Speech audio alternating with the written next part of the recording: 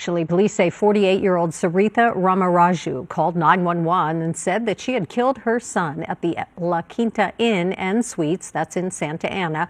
Authorities now say Ramaraju was going through a divorce and a custody battle and was supposed to return the child to his father. Police believe she had taken about 24 pills in a possible suicide attempt. She has now been released from the hospital but is being held behind bars. A family trip to the happiest place on earth should leave behind joyful memories. But for 11-year-old Yatin Ramaraju, it was his last trip. The excitement of Disneyland was overshadowed by an unthinkable tragedy, one that no one saw coming. In March 2024, 48-year-old Saritha Ramaraju allegedly committed an unthinkable act, taking the life of her own son, Yatin, in a hotel room just hours after their visit to Disneyland. When authorities arrived at the scene, they found the young boy's body on the bed, surrounded by souvenirs from their theme park visit. A large kitchen knife lay nearby, the suspected murder weapon. The case shocked the community and raised unsettling questions about mental health, parental distress, and the hidden struggles behind closed doors. What led to this heartbreaking event? Was there any warning? And what happened in the aftermath? This video will take a deep dive into the tragic case of Saritha and Yatin Ramaraju, exploring their family background, the events leading up to the crime, the chilling details of the murder, and the legal proceedings that followed. We will also examine the broader implications of mental health awareness and how early intervention might help prevent similar tragedies. Saritha Ramaraju, a 48-year-old mother, was raising her 11-year-old son, Yatin Ramaraju. While details about their family structure remain limited, reports indicate that Saritha and Yatin shared a close bond. However, beneath the surface, there may have been underlying stressors that ultimately led to tragedy. Friends and neighbors described Saritha as a devoted mother, but little is known about her personal struggles. Was she dealing with financial problems, mental health issues, or other pressures? These are questions that authorities and the public have since tried to understand. In the days leading up to the horrific crime, Saritha and Yatin embarked on what seemed like a dream trip to Disneyland. Photos and videos from their visit painted a picture of a happy mother and son enjoying one of the most famous theme parks in the world. The trip should have been filled with laughter, excitement, and cherished memories. However, this joyful outing took a tragic turn. Just hours after returning to their hotel, something unthinkable happened. Authorities would later find Yatin's lifeless body in their room, surrounded by the very souvenirs meant to remind him of a magical experience. The stark contrast between their visit to Disneyland and the crime scene left many questioning. What changed in those final hours? What was going through Saritha's mind? This chapter sets the stage for an unsettling transition from a seemingly ordinary family vacation to an unimaginable act of violence. On the morning of March 19, 2025, a chilling 911 call was made from the La Quinta Inn and Suites in Santa Ana, California. The caller was Saritha Ramaraju, and her words would haunt investigators. She had just stabbed her 11-year-old son. At 9:10 a.m., emergency responders rushed to the hotel, hoping to save the child.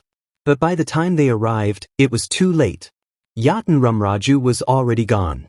Saritha, the woman who just a day earlier had been seen enjoying Disneyland with her son, now stood in the hotel room, confessing to a crime that defied explanation. Inside the hotel room, officers were met with a heartbreaking sight.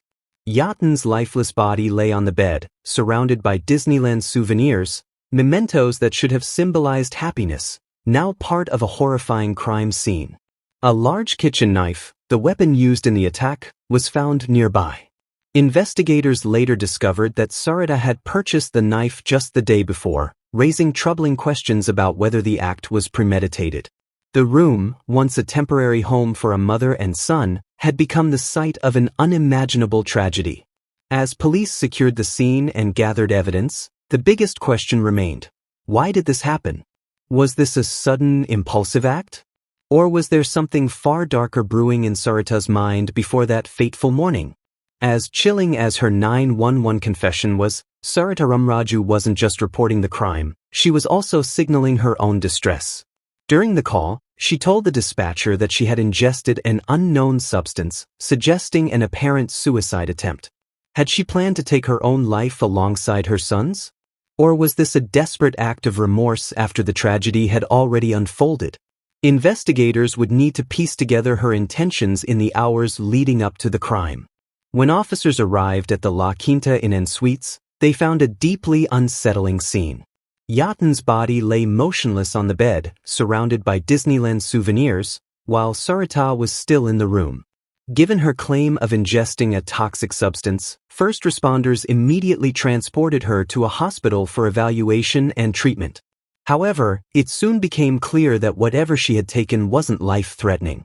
Once doctors determined she was medically stable, Saritha was released from the hospital and taken into police custody. She was booked at the Santa Ana jail, where she now faced the weight of her actions and the severe legal consequences ahead. As the investigation continued, authorities and the public were left with more questions than answers. What could drive a mother to commit such an unthinkable crime? And did her suicide attempt indicate remorse, or something more complex? Following the tragic incident, authorities formally charged Saritha Ramaraju with 1 count of murder in connection with the death of her 11-year-old son, Yatin Ramaraju. In addition to the murder charge, she was also charged with personally using a deadly weapon, given that the fatal stabbing was carried out with a large kitchen knife she had purchased the day before the crime. If convicted on all charges, Saritha faces a maximum sentence of 26 years to life in prison, a punishment that reflects the severity of the crime and the brutal nature of the attack. Saritha's first court appearance was highly anticipated, as both the prosecution and the defense presented their initial positions. Prosecutors painted her actions as premeditated, emphasizing that she had not only planned the attack but had also chosen a moment when they were isolated in a hotel room away from immediate intervention. On the other hand, her defense team suggested that her mental state at the time of the crime needed to be examined, hinting at possible psychological factors that could have influenced her actions. Was she suffering from an undiagnosed mental illness? Did something trigger a sudden breakdown? These would be key questions moving forward. Saritha's plea during the hearing was closely watched. Would she plead guilty and accept responsibility, or would she maintain her innocence or claim diminished capacity? As the legal battle unfolded, prosecutors aimed to ensure justice for Yatin, while the defense sought to explore any mitigating factors that might influence sentencing. The case was now set for an intense courtroom showdown, where every detail of Saritha's actions and possible motivations would come under scrutiny. The news of Yatin Ramaraju's tragic death sent shockwaves through the community. Neighbors, friends, and even strangers struggled to comprehend how a family trip to Disneyland, a place of joy and childhood memories, ended in such a horrific crime. Now at 12:30, a mother in Irvine faces murder charges after her 11-year-old son was stabbed to death in a hotel room. She was then taken to the hospital following a possible suicide attempt. KTLA 5's Orange County Bureau Chief Chip Yost live now in Santa Ana with the very latest. Chip? Yeah, hello there, Glenn and Lou. Last we checked with police, that mother was still in the hospital this morning. Meanwhile, a little memorial has been set up here outside the hotel for her 11-year-old son. People started showing up here yesterday, putting this memorial together for her 11-year-old son after hearing the news of what happened here at this La Quinta Inn near the 55 freeway and Dyer Road around 9:30 yesterday morning.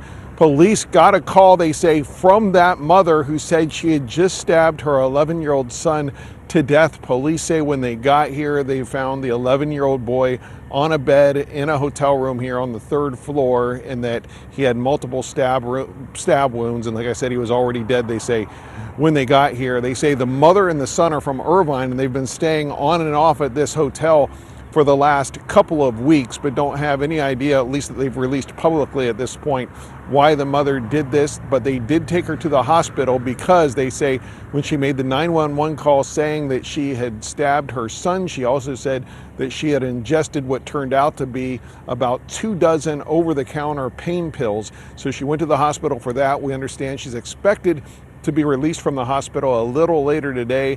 If she is, she will then be booked into the Orange County Jail. We still don't know her name or the name of her son who was killed here. Reporting live here in Santa Ana, I'm Chip Yost, KTLA 5 News. Local residents who knew the Ramaraju family expressed deep sorrow and disbelief. Many described Yatin as a bright, cheerful boy who deserved a future full of happiness and opportunities. The idea that his life was cut short in such a brutal manner left people heartbroken. Outside the La Quinta Inn and Suites, where the crime took place, mourners left flowers, candles, and stuffed animals in tribute to the young boy. Some community members held vigils and prayer gatherings, hoping to honor his memory and advocate for justice in his name. The media coverage of the case was intense, as journalists sought to piece together the events leading up to the tragedy. Headlines focused on the contrast between the joyous family trip and the horror that followed. News outlets frequently highlighted the chilling detail that Yatin's body was found surrounded by Disneyland souvenirs, a haunting image that deeply resonated with the public. Major news networks and online platforms analyzed Saritha's potential motives, with some questioning whether mental health struggles played a role in her actions. Others speculated about possible undisclosed family issues that might have contributed to the tragic outcome. Social media became a space for widespread discussion and debate. While many users mourned Yatin and demanded justice, some also expressed concern about mental health awareness and the importance of identifying warning signs before such tragedies occur. The case sparked national conversations about parental violence, mental health, and the unseen struggles that can exist behind seemingly normal family lives. As more details continued to emerge, the public remained eager for answers and accountability. The tragic case of Saritha Ramaraju and her son, Yatin, raises significant concerns about mental health and its impact on extreme behaviors. While the exact reasons behind Saritha's alleged actions remain unclear, experts speculate that severe psychological distress, depression, or other mental health conditions may have played a role. Studies show that untreated mental illness, particularly in cases of severe depression or psychosis, can contribute to tragic outcomes, especially when combined with stress, isolation, or personal struggles. If Saritha was battling untreated mental health issues, her ability to think rationally and control her actions may have been impaired. This case highlights the importance of early intervention and accessible mental health resources. Many individuals suffer in silence due to the stigma surrounding mental illness, fearing judgment or repercussions. If Saritha had access to professional help and a support system, could this tragedy have been prevented? Mental health awareness campaigns and support networks need to be strengthened to ensure that those struggling with overwhelming emotions or thoughts of self-harm and violence receive proper care before reaching a breaking point.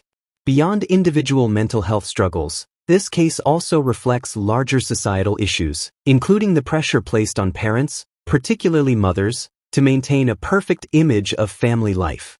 Many parents feel overwhelmed by unrealistic expectations to be loving, patient, and emotionally strong at all times.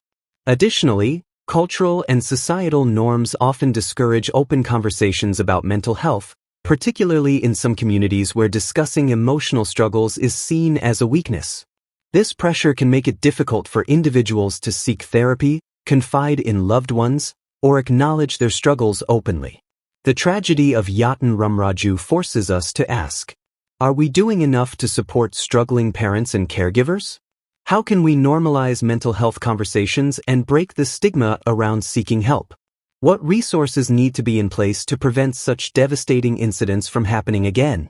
By addressing these critical issues, we can work toward a society where mental health care is prioritized, and those in distress receive help before it's too late.